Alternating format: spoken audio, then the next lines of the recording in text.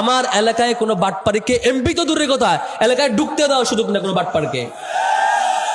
Commitment নিতে হবে। আমার এলাকায় কোনো মাদকের সন্ত্রাস যারা কাজ করে, মাদকের সাম্রাজ্য যারা করে, মাদকের ব্যবসায়ী সিন্ডিকেটকে যারা আশ্রয় দেয়, তাকে এলাকায় আমরা ঢুকতেও দিব না। এই কমিটমেন্ট নিতে হবে। যারা চাঁদাবাজি নিয়ে একে অপরকে খুন করতে পারে, যারা চাঁদার ভাগ বন্টন নিয়ে একে অপরকে খুন করতে পারে, তারা কালকে রাষ্ট্রের সম্পদ খেয়ে লুটপাট করবে না, তার নিশ্চয়তা কই? ডাকসু নির্বাচন হয়েছে, আপনারা দেখেছেন।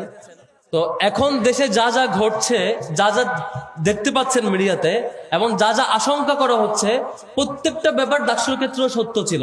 কিন্তু ডাকসু ঠিকই হয়েছে, এবং যাকে নির্বাচিত করবার কথা শিক্ষার্থীরা তাকে ঠিকই নির্বাচিত করেছে।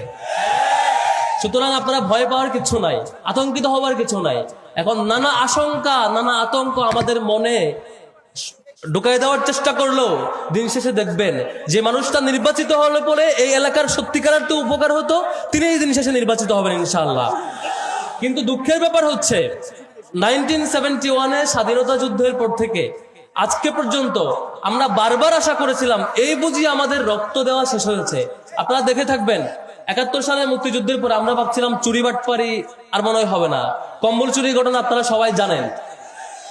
আমরা ভাবছিলাম এরপর মনে খুনাখুনি হবে না। আপনারা রক্ষী বাহিনীর সন্ত্রাসী কাজ আপনারা জানেন সবাই, সেই রাষ্ট্রীয় বাহিনীর গুনখুম আমরা ভেবেছিলাম অন্তত 90 সালের এরশাদের পতনের পর থেকে বোধহয় আর ফিরবে না, কিন্তু আবারও ঠিকই ফিরেছে।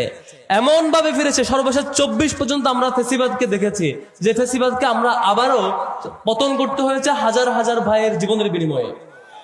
কিন্তু একটা কমিটমেন্ট আমাদের নেওয়া লাগবে, যেটা আমরা বিশ্ববিদ্যালয়ে নিয়েছি। ঢাকা বিশ্ববিদ্যালয় আমরা আগে দেখেছিলাম যে বিশ্ববিদ্যালয় কয়দিন পর পর সবাই শপথ নেয়, এবার বুঝয় আমরা ভালো হব, আবারও ঠিক আবার মারামারি এবং রাজনৈতিক বাজে কালচার ফিরে আসে।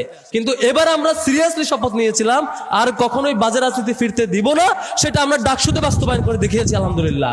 এখন এই শপথ আপনাদের নেওয়া লাগবে। কি কি শপথ নেওয়া লাগবে? নাম্বার 1, আমরা এতদিন দেখেছি যে আল্লাহর বান্দা এমপি হয়, সে দেখবেন এমপি হওয়ার পর থেকে 1 লক্ষ টাকার একটা বাজেট আসছে মনে করেন একটা স্কুলের জন্য, সেটা স্কুলে আস্তে আস্তে 20,000 টাকা হয়ে যায়, হয় না? আমরা এই ধরনের দুর্নীতিবাজকে এখন লাল কার্ড দেখাবো ইনশাআল্লাহ। পারবো তো ইনশাআল্লাহ? আমরা ঢাকা বিশ্ববিদ্যালয়ের শিক্ষার্থীরা তারা একটা জায়গায় লাল কার্ড দেখিয়েছে, যারা চাঁদাবাজি করে, যারা বাজেট চুরি করে, যারা দুর্নীতি করতে চায়, তাদেরকে শিক্ষার্থীরা আগে লাল কার্ড দেখাইছে। তো আপনাদের এখন সতর্ক হওয়ার পালা।